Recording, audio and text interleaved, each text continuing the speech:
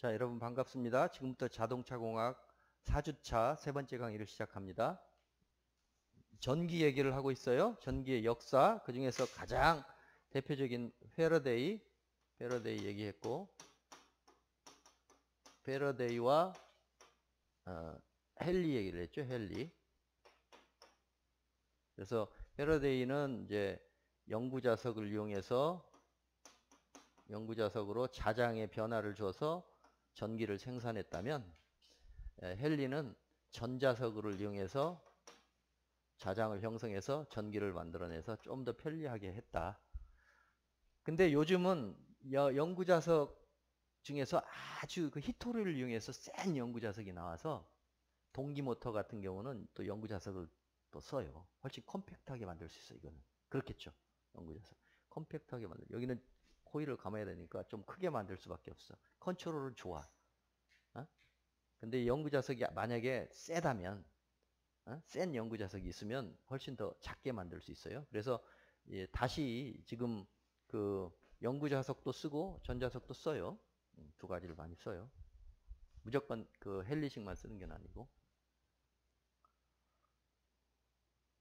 그래서 이 헨리는 이제 이 전자기 유도 법칙은 유도 법칙 또는 패러데이 법칙이라고 부르는 거는 얘한테 갖고 패러데이가 이제 저 전자기 유도를 발견했다고 인정을 했고, 헨리는 그럼 다른 점이 뭐냐? 뭐 전자석 썼다는 건데 원리는 사실상 같으니까. 그러면 좀 다른 점이 뭐가 있느냐? 자체 유도 현상을 발견했는데 약간 부수적인 거죠? 부수적인 거. 이것은 여기에 이제 코일이 이렇게 있고, 만약에 여기에 전류를 흘려보냈다고 쳐봐요. 이렇게. 이 코일을 이제 인덕턴스라고 해서 그 회로에서는 다음 시간에 이게 좀 설명할 수 있겠지만 회로에서는 L이라고 써요. 인덕턴스, 인덕터 또는 인덕턴스 단위는 헨리라고 그랬죠. 헨리 단위는 헨리.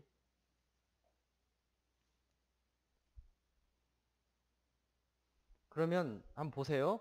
여기 지금 이제 전류가 이렇게 흘러가고 있어. 이렇게 흘러가고 있어. 그러면 전류가 흘러가면 여기에 뭐가 발생한다고요?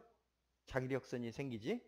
껐다가 탁 여는 순간에 순간적으로 쫙 흘러가니까 변화가 생겼으니까 자기력선이 생겨서 자기력선이 어떻게 될까? 이렇게 돈다고 치면 이제 방향이 결정이 되겠지. 감겨 있는 모양에 따라서.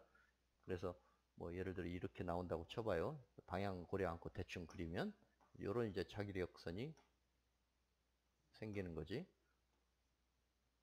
이렇게 자기력선이 생기면 이 생긴 자기력선에 의해서 다시 전류가 또 생겨. 이 코일에 유도. 그러니까 전류가 흘러가니까 여기에 자장이 형성이 되고, 자장이 형성됐으니까 그 자장에 의한 또 다른 전류, 제2의 전류, 유도 전류. 이건 이제 유도 전류라고 그래요. 자체적으로 유도된 전류가 또 생겨. 그래서 결과적으로 이 흐름의 반대 방향으로 방해하는 전류가 생겨요. 여기 처음에 가는 걸 I1이라고 그러면 여기서 생긴 자장이 생기고 자장에 의해서 다시 유도된 전류가 반대 방향으로 방해를 해. 이렇게 방해를 하는 현상이 이제 있는데 그것을 자체 유도 현상이라고 해요. 자체. 코일은 자체적으로 전류를 유도한다. 자체 유도 현상. 그러면 이게 어떤 역할을 할까?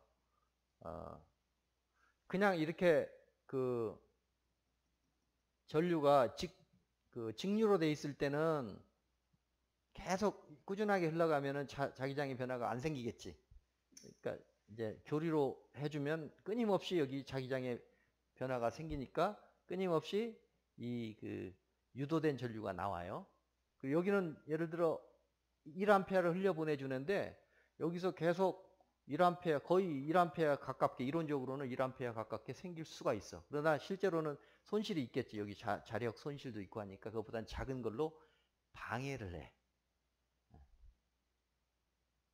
그래서 이게 그 전기 저항 같은 역할을 하는 거예요. 전기 저항.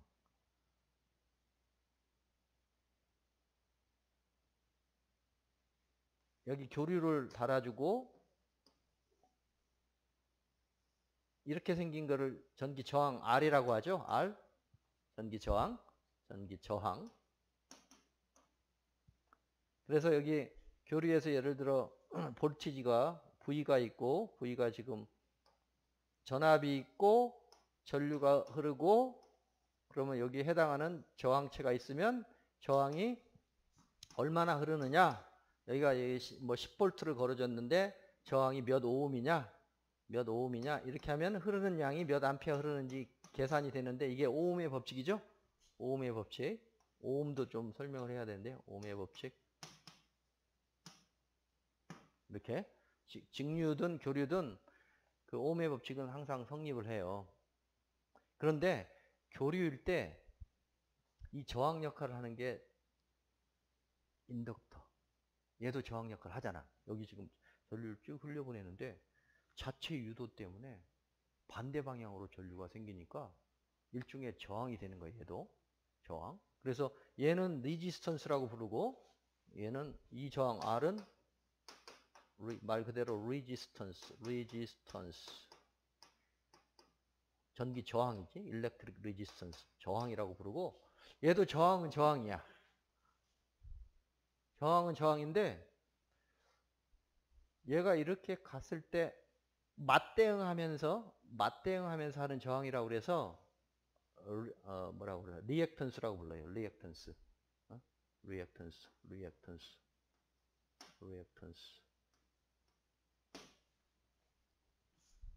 일종의 저항이야, 저것도. 결과적으로는 저항이야.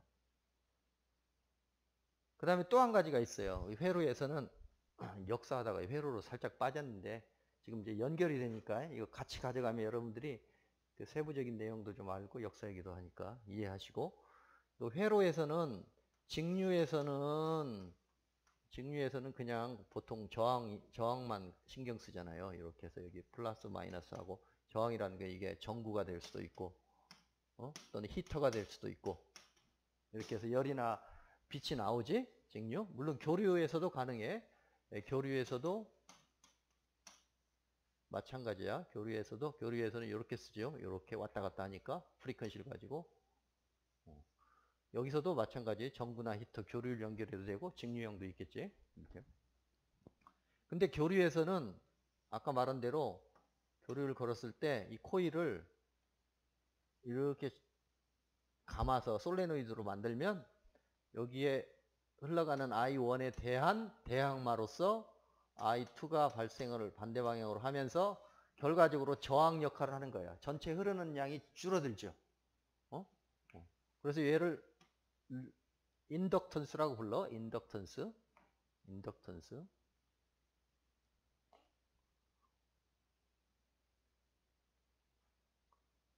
리액턴스 중에 하나야. 리액턴스가 두 가지가 있는데 인덕턴스하고 또 하나 RLC 회로라고 교류에서 RLC 회로. 이건 인덕턴스. 그 다음에 커패시턴스는 이제 건전지 축전기잖아요. 이거는 나란히 판때기 두 개니까 이렇게 동일한 크기로 그리기로 약속을 하고 여기 요거하고는 다르죠. 요거 이렇게. 이것은 전원 플러스 마이너스 전원으로서의 의미 직류 전원으로서 크게 그린 건 플러스 마이너스 이렇게 된 거고 여기는 이제 축전할 때 쓰는 거 이렇게. 그러면 여기 왔다 갔다 하는데 축전기에서는 어쨌든 한쪽은 플러스 한쪽은 마이너스 이렇게 축전이 되는 거야. 교류 넣으면 이제 축전이 돼. 그래서 이건 RLC Resistance, Inductance, Capacitance.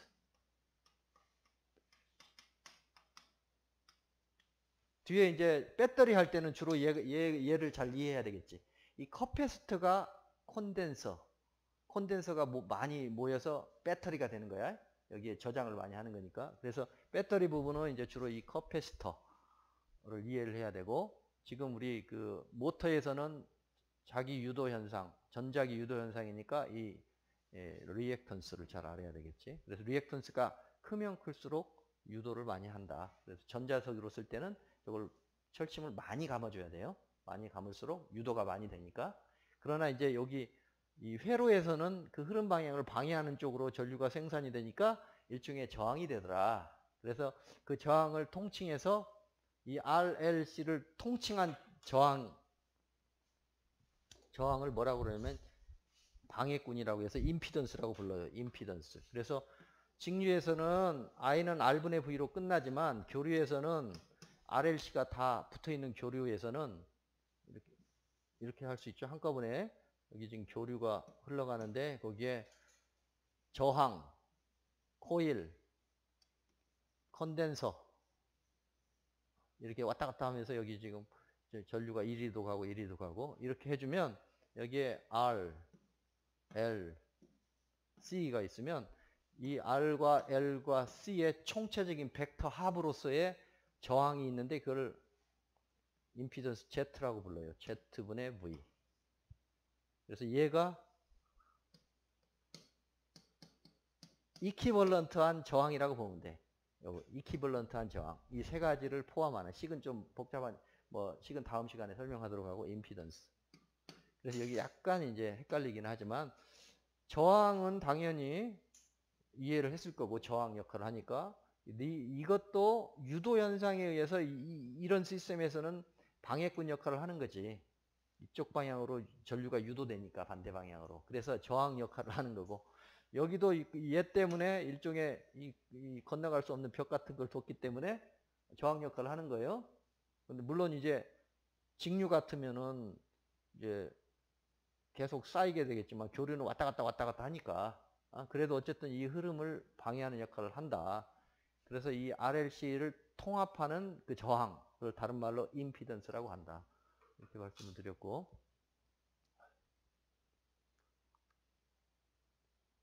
그래서 지금 전자기 유도 현상 설명하면서 패러데이와 헨리 얘기를 했어요. 여기 단위는 헨리, 여기 단위는 이 커피센트 단위를 그 패러데이에 페럿을 써. 페럿, F를 써요. 여기.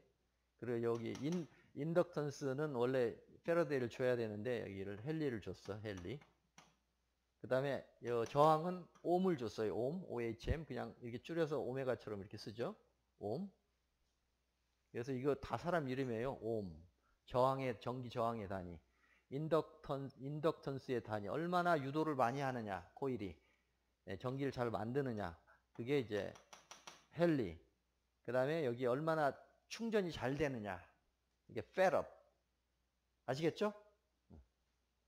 여기까지 해서 이제 패러데이를 중심으로 쭉 설명을 드렸고, 맥스웰 얘기는 시간 관계상 다음에 기회가 되면 해야 될 것 같아요. 맥스웰은 이론가라 패러데이의 저런 그 현상들을 잘 정리를 해서 전기와 자기를, 맥스웰은 엘리트예요. 엘리트. 제대로 공부한 사람이야. 뭐 케임브리지 대학에서도 공부하고 막 거의 수석급으로 졸업하고 해가지고 맥스웰 방정식을 고도의 수학을 잘하기 때문에 맥스웰 방정식으로 전기와 자기, 전자기의 전자기 현상의 지배 방정식을 만들어. 마치 뉴턴 우리 유체역학에서 네비우스 방정식처럼 전자기 지배 방정식을 만들어요. 완벽하게. 그래서 전기와 자기 현상을 몇 개의 그 세트의 식으로 딱 정리를 해. 그래서 이론적으로 완성을 합니다. 이론적으로 전자기학을 완성한다. 본질적인 것은 패러데이가 했지만, 실험적으로 마이클 패러데이가 개념적으로 또 실험적으로 다 했지만, 이것을 이제 학문의 수준으로 올려놓은 거죠. 식으로 만들어서 학문의 수준을 올려놓은 게 맥스웰이다. 그러면서 이 정립된 게 뭐냐면 전기와 자기가 이제부터는 통합이 된다. 전자기로 통합이 되고, 전자기란 무엇이냐? 전기의 흐름이란 무엇이냐? 전자기 파, 일렉트로매그네틱, 전자기 파동으로 나아가요. 전기가 어떻게 전달이 되는가? 전자의 흐름, 입자적인 관점으로도 볼 수 있고 파동으로도 볼 수 있다. 여기 전하 또는 자석, 자기에 해당하는 게 전기의 전하라면 전기에서 전하라는 말을 쓰죠. 그 입자. 그러면 자기에서는 자하라는 말을 써요. 대응해서 이런 입자적인 관점에서도 설명을 하고, 또 파동의 관점으로 설명을 하는데, 이것은 빛이 파동설이 있고 입자설이 있죠? 그거하고 똑같아요. 광자라는 입자가 매개하면서 파를 형성하면서 에너지를 가지고 간다. 여기 전자기는 이제 그 플러스 마이너스 전하의 움직임으로 파동을 형성하면서 간다. 이런 건데, 맥스웰 방정식을 풀어서 전자기 파의 이동 속도를 이론적으로 계산을 해봤어요. 계산을 하니까 이게 놀라운 발견인데, 전 일렉트로매그네틱 웨이브의 그 파의 속도가 뭐가 나왔을까? 빛의 속도가 됐어. 빛의 속도가 나왔어. 이게 놀라운 발견인데, 이전까지만 해도 전기 따로, 자기 따로, 빛 따로. 여러분들 1학년 물리 시간에 배웠죠? 열에 대해서 배웠죠. 처음에 물리 앞부분에 열 나오고, 처음에 동력학 나오고, 그다음에 뭐 열 나오고, 또 빛, 광학 나오고, 뒤에 가면 뭐 상대성 이론 좀 나오잖아요. 물리는. 그러니까 전기 전문가, 자기 전문가, 또 광학 전문가들이 좀 따로 움직였는데, 맥스웰의 전자기를 통합하는 그 현상을 잘 종합 정리하고 수식화해서 맥스웰 방정식, 전자기 현상의 지배 방정식을 만들고, 그걸 가지고 전자기의 그 이동 속도를 계산해 보니까 빛의 속도로 딱 떨어졌어. 그럼 이제 무슨 뜻이에요? 빛도 전자기파다. 빛도. 그래서 지금 이제 여러분들 다 아시죠? 빛이라는 것도 다 전자기파예요. 전자기파인데 특정 프리퀀시면 이게 우리 눈에 가시광선으로 보이는 거고, 그것보다 늦거나 빠르면 뭐 엑스레이, 감마레이, 또 전력파, TV파, 라디오파. 3학년 때 그 배웠지. 1학기 때 열전달 시간에 배웠지. 열전달의 복사는 전자기파나 광자로 설명하는데, 그 광자나 그런 입자들의 그 프리퀀시에 따라서 이게 가시광선이 될 수 있고, 적외선이 될 수 있고, 자외선이 될 수 있잖아요. 라디오파, 텔레비전파, 그 다음에 요새 핸드폰파, 그 다음에 또 뭐 이제 더 크면 뭐 전력파, 이렇게 등등등 있어요. 그래서 전기의 속도는 빛의 속도다까지 이제 요약이 되는데, 이제 정리를 좀 해볼게요. 스토리를 정리를 하면, 사실은 뉴턴부터 원래 출발했었어야 돼요. 뉴턴이 뭘 발견했지? 만유인력. 프린키피아라는 책에서 프린시피아. 영어로 하면 프린시플, 원리. 라는 책을 1687년인가 썼을 거예요. 1687년인가. 이 책을 쓴데, 이제 원제는 이게 줄여서 프린키피아라고 그러고, 원제로 하면은 영어로 하면 자연 철학의 수학적 원리야. 그러니까 수학적 원리, 매스매티컬 원제. 그 책 제목이 매스매티컬 principle of 자연 철학, natural philosophy. philosophy 어떻게 쓰지? philosophy 이렇게 쓰나요? philosophy? 철자가 철학, 자연 철학, philosophy 이렇게 쓰나? 한번 찾아봐요. philosophy 지금 거기 검색해서. 그래서 자연 철학이 이게 이제 오늘날의 과학이 된 거야. 옛날에는 과학이라는 용어가 없을 때는 그냥 철학의 한 분야로 자연을 다루는 철학이 자연 철학인데, 여러분 오해하면 안 돼요. 그 당시에 뉴턴 시대에는 과학이라는 용어 자체가 없었어. 그래서 자연 철학이라고 했고, 오늘날로 환산해서 생각해야지 이게 무슨 여러 가지 철학 중에 한 가지인 것보다 이렇게 생각하면 안 돼요. 자연에 대한 학문이지. 여기서 여기에 이제 뭐 책 3권을 1부, 2부, 3부 또는 1권, 2권, 3권을 쓰는데, 1권에서는 주로 그 동력학 순서대가 좀 헷갈릴 수 있어요. 하나는 유체역학, 또 뭐 천체역학. 그래서 뉴턴이 거의 다 해놨어. 기본적인 거. 동력학, 유체역학, 천체역학. 만유인력 대표적인 게 중력 법칙을 발견하잖아요. 중력 법칙 또는 만유인력 법칙.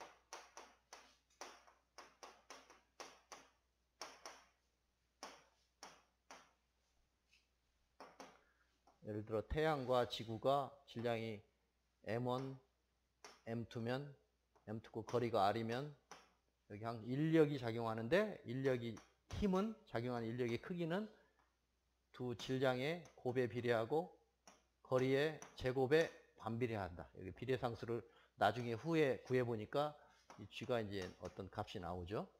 값이 나와요. 얼마가 나오더라? 만유인력 상수 그 검색해보면 나와요. 굉장히 이제 작은 값이겠네. 내가 어디다 기록을 했었는데. 거기 한번 검색 한번 해봐. 만유인력 상수 얼마인가. 그러면서 무슨 얘기를 하냐면, 이 원리라는 책에서, 프린키피아라는 책에서, 영어식으로 하면 프린서플, 그 라틴어로 하면 프린키피아. 이 책에서 여러 가지가 나오는데, 거기 뉴턴의 냉각 법칙, 열전달도 나오고, 유체역학도 나오고, 기계 쪽에 다 나오는데, 오늘날에 이제 고전 물리학을 틀을 세운 사람이니까. 근데 무슨 얘기를 하냐면, 여기에 우주 공간에 태양과 지구가 있는데, 태양과 지구에 인력이 작용한다. 인력의 크기는 이렇게 되는데, 나는 그 메커니즘은 잘 모르겠다. 이렇게 얘기를 해요. 근데 속으로는 이렇게 생각했어요. 속으로는 인력이 시간 경과 없이 무시간으로 즉각적으로 작용한다. 이렇게 이제 발표를 해. 이 인력이, 또 행성 간의 인력이 원격으로 떨어져 있잖아요. 원격 작용에 의해서 즉시 힘을 발휘한다. Direct action. 즉시 행동한다. 직접 행동한다. 떨어져 있는데, at a distance. 이런 용어를 쓰면서 설명을 해요. 요 만유인력이 어떻게 작용하냐? 메커니즘 모르지만 나는 이렇게 생각한다. 그냥 시간이 안 걸릴 거다. 떨어져 있지만 원격 직접 작용. 우리말로 하면 떨어져 있지만 직접 힘이 작용할 거다. 직접 작용. 라고 이제 설명을 하는데 궁색하죠, 좀. 어? 아니, 여기 진공이고 어떻게 여기 힘이 여기까지 전달되냐고. 그리고 그것도 시간도 안 걸리고 다이렉트로. 뉴턴이 이렇게 생각했어요. 그 당시는 다 기독교, 서양은 다 기독교 세계관이었거든. 그러니까 신에 대해서 신이 그렇게 했다. 하나님이 그렇게 했다라고 생각했어. 근데 차마 그걸 얘기를 못하지. 이제 소위 그 과학적인 이 현상 가지고 얘기하는데 갑자기 하나님이 이렇게 하면은 궁색하니까 그 얘기는 못했지만, 속으로는 하나님이 했을 것이라고 생각을 했어요. 이제 책에 그렇게 나와. 그래야지 즉각적으로. 왜냐하면 하나님은 성경에 보면 무소부재, 아니 계시는 곳이 없다. 무소부재, 아니 계시는 곳이 없다. 옛날 성경에는 이렇게 나오고 요즘 성경에는 이게 좀 어려운다니까 고르게 존재한다. 두루 존재한다. 편재. 하나님의 속성이 여러 가지가 있어요. 뭐 영원하시다, 시간을 초월하신다, 무소부재 또는 편재하시다. 그러니까 우주 공간에 하나님이 안 계신 곳이 없어. 편재하시니까 하나님 그렇게 했을 거야 라고 생각했는데 직접적으로 이제 사람들한테 그렇게 차마 나 그래도 명색이 과학 철학 하는 사람인데 속으로는 그렇게 생각했지만 말을 못해요. 근데 여러분 어떻게 생각하세요? 이게 시간이 경과가 될까 안 될까? 중력이 작용하는데. 안 될 리가 없어요. 경과가 돼. 경과가 돼.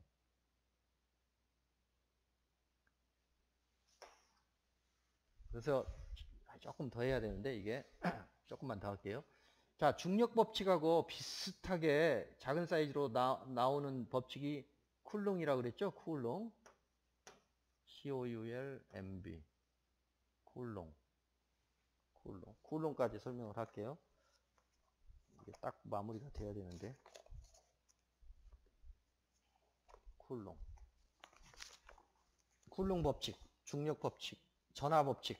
쿨롱, COUL, 쿨롱의 전하 법칙.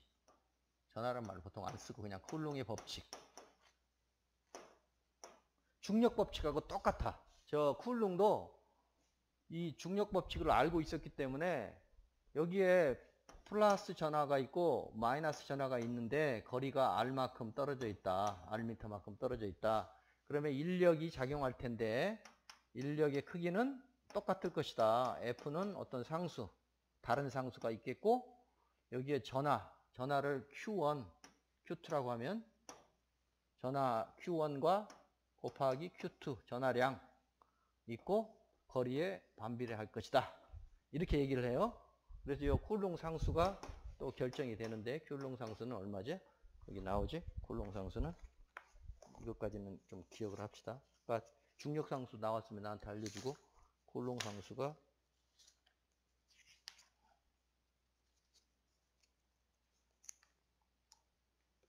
9 곱하기 10의 9승. 쿨롱 상수가 9 곱하기 10의 9승. 또는 이게 빛의 속도의 제곱 곱하기 10의 마이너스 7승인가 되면 돼요. 이게 3 곱하기 10의 8승이거든. 빛의 속도가 3 곱하기 10의 8승 미터 퍼 세크니까 제곱하면 9 곱하기 10의 16승이 되고 7승만큼 빼면 이게 딱 떨어져요. 이 상수가. 아까 중력 상수는 쿨롱 상수는 저렇게 큰 값인데 중력 상수는 오히려 이제 이 질량이 엄청 큰 스케일이니까 이게 작아져요. 중력 상수는 6.67 곱하기 10의 마이너스 11승. 힘이니까 뉴턴 퍼 킬로그램의 제곱 곱하기 미터의 제곱. 단위는 그렇게 되겠지? 단위는 안 써도 되겠죠?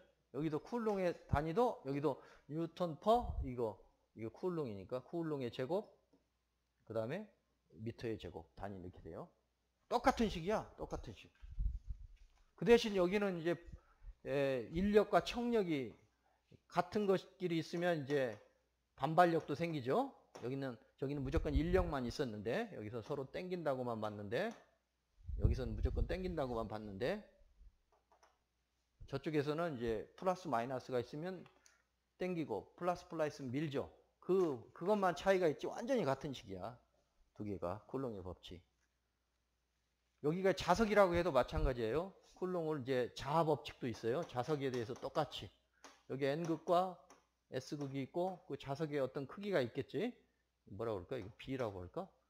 B1, B2가 있다고 치면 이것도 똑같이 이 사이에 자석에 의해서 K 매그네틱 할까? 여기는 회의 일렉트릭.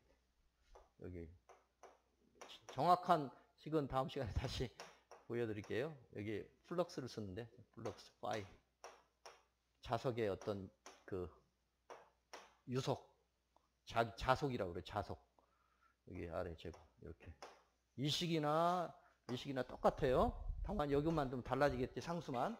그래서 거대 세계의 매크로 스케일의 법칙이 미소 세계에 그대로 적용돼. 보호 얘기도 했잖아. 보호도 태양계를 상상해서 원자 구조를 태양계처럼 생각한 거야. 그렇게. 그러니까 이 우주 만물이 아주 심플한 법칙에 의해서 운행되고 있는 것을 이제 발견하는 거예요. 이런 과정을 통해서.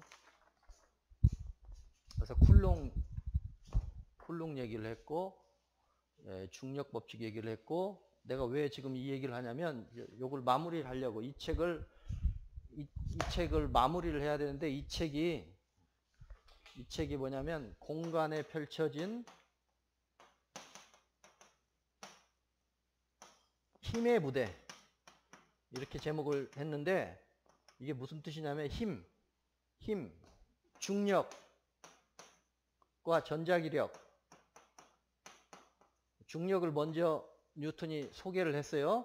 그래서 이것은 무시간적으로 직접 원격 작용한다고 했지만 이건 틀렸어요. 그 뒤에 전자기력에서 패러데이나 맥스웰을 이용해서 맥스웰까지 해서 전자기력이 전달되는 속도는 빛의 속도라고 알려졌어. 빛의 속도. 빛의 속도보다 느릴 수도 있고 최대 해봐야 빛의 속도. 진공에서는 빛의 속도고 진공이 아닌데 통과할 때는 좀 느려질 수 있어요. 뭐 물속을 지나간다거나. 그 다음에 빛도, 그래서 이제 빛도 전자기파다. 전자기와 빛이 통합이 되는 거죠. 빛도 알고 보니까 전자기파구나 라고 돼 있어. 이제 다시 돌아가서 중력을 봐요. 그러면 어떻게 이제 중력이 전달되는 속도는 최대 빛의 속도야. 알겠어요? 여기까지 지금 밝혀져 있어요. 그래서 이제 사람들이 이걸 생각해 보는 거야. 여기 전자기파에서는 광자라는 것이 직접 날아오면서 파동을 형성하는데, 그러면 얘는 그 광자에 대응하는 무슨 입자가 있지 않을까? 라고 생각을 하고 이걸 중력자라고 그래. 중력자. 광자 말고 중력자. 아직 이론은 나왔어요. 이론은 나왔고 중력파. 중력자에 의한 입자적으로 중력파가 형성이 돼서 나오는데, 이것도 이제 맥시멈 빛의 속도인 거예요. 다 어떻게 보면 통합이 되죠. 힘이 통합이 되는 그런 상황이라는 걸 설명하는 거예요. 그래서 큰 천문학적인 지식의 정보가 아주 미세한 정보까지 그대로 연결이 되고 서로 이렇게 이제 피드백 되면서 지금 과학이 흘러가고 있고, 이거의 실용적인 게 이제 모터 얘기. 그리고 다음 시간에는 전기전자의 그 인물들을 아까 말한 그 패러데이 맥스웰 얘기는 이 정도로 이제 마무리하고요. 다음 시간에 그 언급하지 않은 다른 사람들, 즉 시대별로 한 10명 정도를 쭉 해서 간략간략하게 설명하고 해당하는 법칙들, 여기 패러데이는 이제 이해했으니까 패러데이 법칙 나오고, 뭐 헨리의 법칙. 헨리의 법칙이라는 말은 없어요. 그렇지만 그 아까 그 전자석 가지고 한 거, 그게 헨리의 법칙이라고 생각하면 되겠고, 또 오음의 법칙 좀 설명했죠? 쿨롱의 법칙 설명했지? 벌써 이미 4개 설명했어. 한 10개 정도 법칙을 알면은 전자기는 어느 정도 한다고 해요. 그래서 나머지 법칙들이 꽤 있어요. 뭐 앙페르의 법칙, 또 뭐 렌츠의 법칙, 플레밍의 왼손 법칙, 오른손 법칙, 이런 것들이 있어.